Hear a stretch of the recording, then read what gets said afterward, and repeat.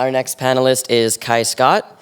He is the co-chair of the Vancouver Park Board Trans and Gender Variant Inclusion Steering Community. He is also a member of the Vancouver Frontrunners, which developed innovative policies and accommodation to ensure trans inclusion in sport. Kai, a social scientist and engagement specialist, is the principal of Dialectic Research Services.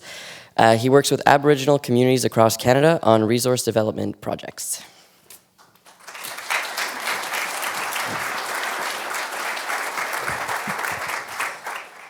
Good morning, everyone.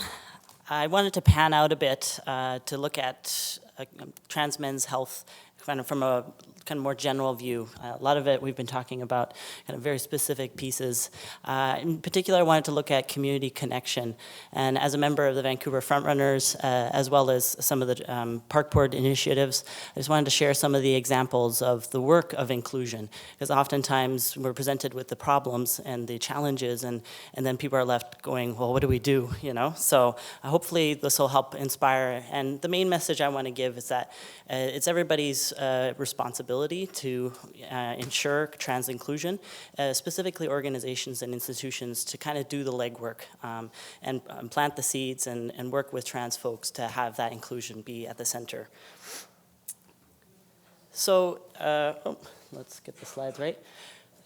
Oh, this is a few slides back here. So the real challenge is access, and I think my previous presenters have really highlighted a lot of those issues.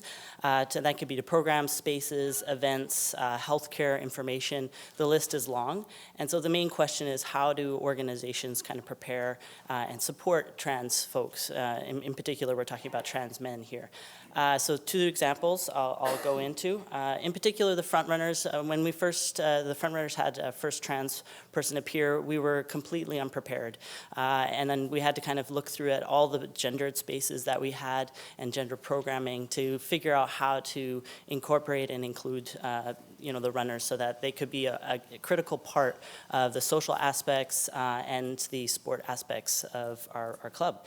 So in exploring all those dimensions and talking to trans people, as well as the recreational facilities that we showered at. So the big thing was, the showering spaces, because those provided then opportunities to participate in the post-run dinners or, social events. So it was a critical part of the whole process. So, and then we also dug a little bit deeper, and we found membership was also another gendered area where there were categories that were only binary, male and female, as well as we then started to look at one of our key events, which is the Vancouver Pride Run, and we found that, again, there's ever-present binary, and so we kind of dug very deep, and we were saying, well, what is inclusion, and how do we ensure that?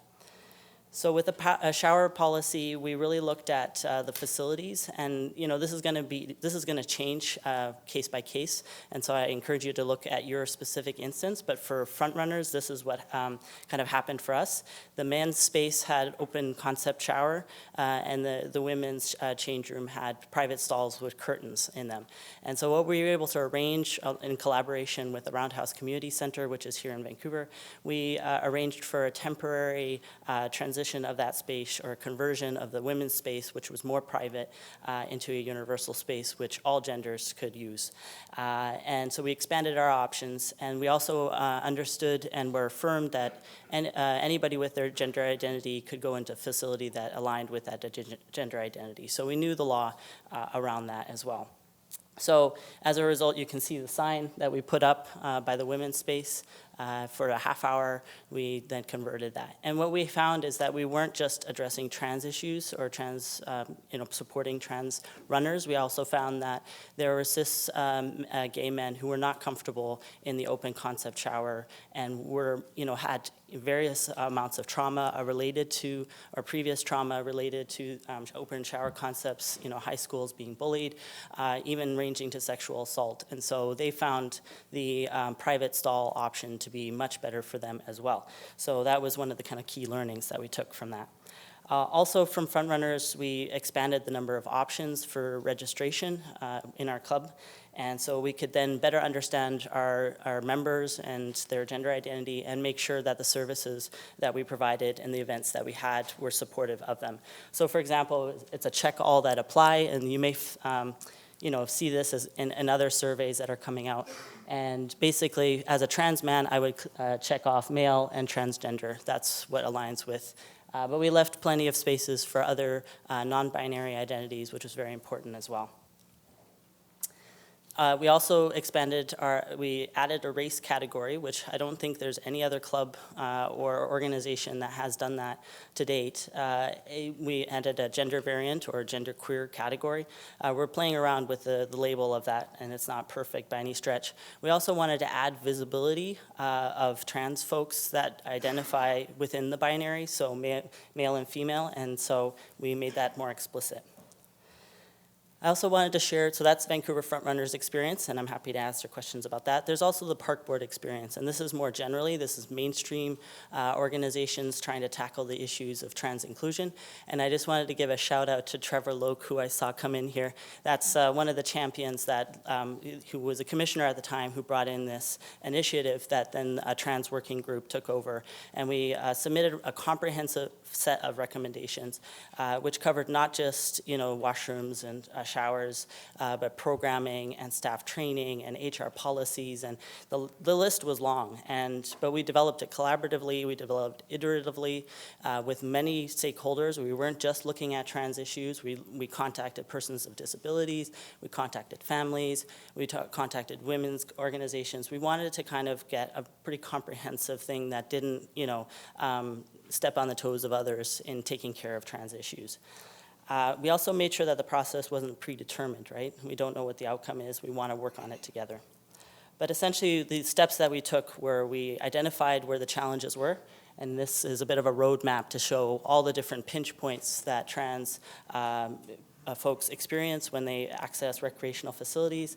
That could be, ranging from misgendering by staff to going into the washroom and, being there's gender policing that happens there, financial accessibility, especially those struggling, with having to, discrimination in a job or having to fund their own medical interventions around transition. So also forms in terms of gender categories. We took various steps. It was about a 2-year process, so it takes time. That's another thing that I would really encourage people to get that real deep change and transformation. It takes time. Involving trans folks is critical because they need to be driving the changes and the recommendations. But then also it's really important to identify organizational champions because we need folks who know, the landscape to implement those changes and to really take that work on. So that's another key part. And then preparing and training staff is a really key piece, and it's not just a one-time deal. It's going to happen iteratively and reinforced at key intervals. And it also I found very powerful staff, and they really respond well to scenario-based kind of troubleshooting, because oftentimes they need to practice the skills that we're telling them. There's also changes that we did in space and signage. Here are some of the examples that you'll find in some of the facilities here in Vancouver. But essentially, we were going from the symbols, which we know well, but are very problematic in terms of that's what a woman is. I don't think so. So we were trying to say, let's go to more text-based, function-based signage. So who is it or what you can find in a facility rather than who should be in that facility. So to kind of help with some of the gender policing aspects.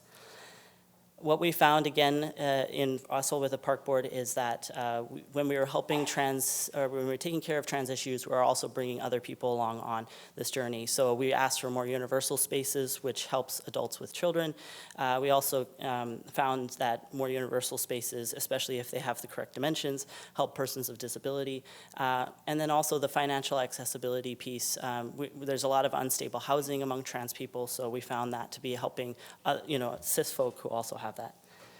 my final slide. You want to, if you're doing ad campaigns, which is one of the things we did, you want to involve trans folks for this reason here. Vancouver Park Board is very open about this mistake, but you have what they originally came up with on their own, which that's what a trans man is on the far right there. That's me, apparently, is, you know, the pink body and the blue head. You know, it's very problematic.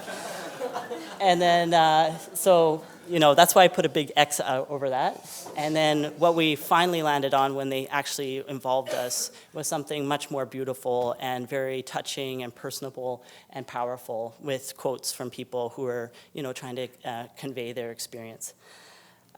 So that's kind of some of the Vancouver Frontrunners and Park Board. I also wanted to provide a little teaser for the workshop that's coming up after the lunch hour. We're going to get into a little bit more of the nitty-gritty of inclusion and explore some of the aspects of what that would look like, strategies, plans, tools. There's a lot of experience in the room, and we're hoping to kind of go into breakout groups and digest this a little bit further in terms of how do we make sure organizations are trans inclusive, and that can be for healthcare providers, community organizers, and researchers. So I hope you come and join us for that session as well. Thank you very much.